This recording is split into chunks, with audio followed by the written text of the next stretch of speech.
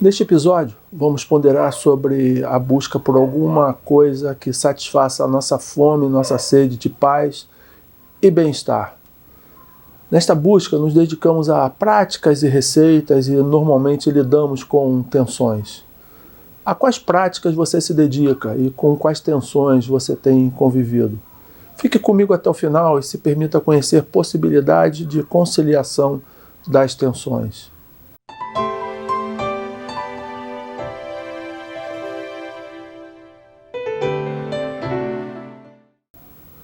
Após cerca de 40 anos de quietudes, busca, estudos, conversas, encontrei respostas que partilho com peregrinos como eu, que chamo de peregrinos da sabedoria perene. Não falo sobre verdades absolutas nem dogmas, mas de experiência de vida, de sofrimento, de alegria, de dor e de amor. Se você quer saber mais sobre esse e outros assuntos relacionados à espiritualidade, em seu sentido mais abrangente, não estrito à religião, se inscreva agora mesmo no nosso canal e clique no sino para ser notificado sobre novos vídeos sempre que forem postados. Acesse nosso site e me acompanhe em uma jornada de respostas, mas também de muitas outras perguntas. O universo religioso está repleto de práticas, literatura e orientações sobre como lidar com os aspectos mais sombrios do ser humano. O objetivo destas práticas, em geral, é voltado para ajudar a pessoa como se livrar de jeitos e comportamentos que as incomodam, machucam e até prejudicam a si mesmas e aos outros. Bem como proporcionar a como lidarem com o sofrimento, com as frustrações, viver bem e obter o sucesso. Um paradoxo na busca pelo crescimento na espiritualidade é que ela nunca vem quando se espera.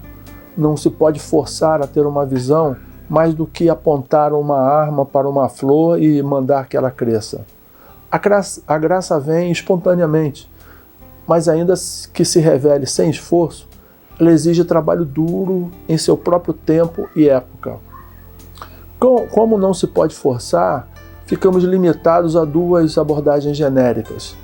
Primeira, nos abrir para experiências mais profundas através de práticas como meditação, jejum, dança, canto, silêncio, adoração, oração.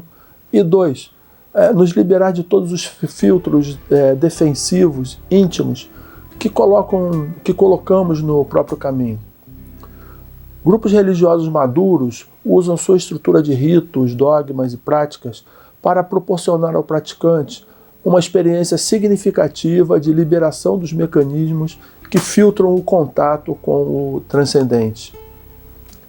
Grupos imaturos ignoram a vontade, os medos e os desejos inconscientes dos praticantes.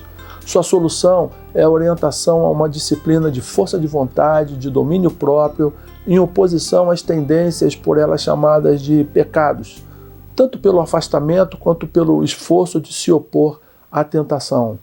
O resultado não é outro senão a frustração. Ambas abordagens são relevantes e necessárias ao desenvolvimento espiritual. As práticas que conduzem a experiências significativas e o trabalho interior de liberação dos mecanismos de autossabotagem. Se nos concentrarmos exclusivamente na abertura para práticas sem trabalhar as nossas defesas psicológicas, vamos tender a ter experiências que não são integradas ou não são sustentáveis na vida diária. Meditar, orar, jejuar ou qualquer outra prática para nos livrarmos de nossas defesas e tendências, sem uma compreensão das suas funções, tenderá a trazê-las de volta. O dilema força e fraqueza entre condicionamento e libertação permanecerá desconsiderado. Quando regressamos para a vida diária, nossas questões ainda estarão nos esperando.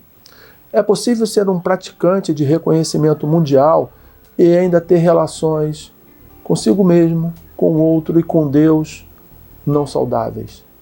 É possível alcançar estados internos equilibrados e pacíficos e ainda ser propenso a ser descompensado na estrada. Por outro lado, se trabalharmos exclusivamente em resolver as nossas questões íntimas de personalidade, sem nenhum senso de qualquer coisa que vá além dela, podemos ficar presos em um paradigma psicológico com excesso de foco em nós mesmos, na produtividade, no desempenho, repetindo continuamente fatos de uma forma que reforça as nossas defesas e os nossos apegos. Algumas pessoas fazem isso com as ferramentas de autoconhecimento, como, por exemplo, o Eneagrama, usando a profundidade de diagnóstico do sistema para dar a si mesmos problemas e desculpas que não tinham anteriormente. Como Aldous Huxley colocou, onde a personalidade é desenvolvida para seu próprio fim e não a fim de que possa ser transcendida, tende a haver um aumento das barreiras de separação. Um dos meus professores de referência do Eneagrama, Dom Richard Rizzo, escreveu em um dos seus livros: psicologia sem espiritualidade é árida, em última instância sem sentido, enquanto que espiritualidade sem o fundamento de um trabalho psicológico conduz a vaidades e ilusões. Ao invés de optar por um ou outro, a principal saída é os dois. Geralmente isso significa enfrentar o que preferimos evitar, fazer a paz com o nosso ego para que possamos deixá-lo ir, enquanto mantemos uma prática espiritual que aprofunda a percepção de que somos muito mais do que o nosso ego, do que a nossa personalidade. Certa vez, uma pessoa religiosa se aproximou do seu orientador e disse que estava desistindo daquela vida, porque tudo era vão, tudo era falso, nada tinha mudado durante aqueles anos de prática. O orientador pediu que ele fizesse mais uma prática antes de desistir, mas que se esforçasse, se aplicasse bem. Que durante 3 meses, diariamente, fizesse 3 coisas, 7 vezes ao dia. Que fizesse genuflexões, se dobrasse, na medida em que lia o texto sagrado, mas de uma forma que ele fizesse parte da narrativa, não como observador, mas integrante do que ele estava lendo. Bem, o resultado você pode imaginar, foi uma vivência transformativa. Não quer dizer que esta seja a solução ou ritual, seja a solução para toda e qualquer pessoa, mas quer dizer que uma transformação, para acontecer, deve promover a integração do nosso corpo, instintos, razões e emoções.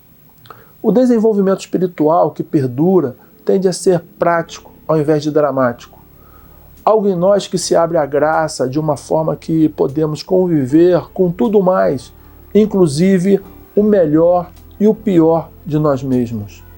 Acontecimentos extraordinários, revelações visionárias, não são eventos comuns do dia a dia, mesmo para os praticantes de dedicação exclusiva, pelo menos para os psicologicamente saudáveis. A utilização do Eneagrama como parte integrante de uma prática espiritual propicia bons recursos de trabalho, tornar-se desperto e totalmente presente, encontrar a espiritualidade em pequenas coisas, o encontro de um sentido mais profundo com a própria integridade, tornar-se mais proativo nas respostas, liberar-se das defesas psicológicas, resolução de eventos não bem resolvidos na própria história, abertura de espaço na vida para o estético, criatividade e emoção, cultivo de uma quietude interior, compaixão para com as pessoas que nos odeiam ou difamam, e render-se a um sentido mais amplo de relacionamento no qual a nossa completamente separada autoimagem se dissolve. Então, qual a tua experiência? Como você busca a paz e o bem-estar? Te convido a escrever nos comentários alguns fragmentos da tua experiência e peregrinação. Por fim, conheça mais sobre o Eneagrama, visite nosso site e faça uma busca sobre o Eneagrama. Descubra um sistema que pode revolucionar a maneira como você lida consigo mesmo e com tudo mais. Aproveite, faça a tua inscrição no canal e clique no sino para receber avisos de novas postagens. Me acompanhe em uma jornada de respostas, mas também de muitas outras perguntas. Se quiser expandir o assunto de uma forma particular, nos contate. A equipe da Enealume está disponível para te apoiar em processos de autoconhecimento, desapego, tomada de consciência. Conte conosco. Até o próximo episódio.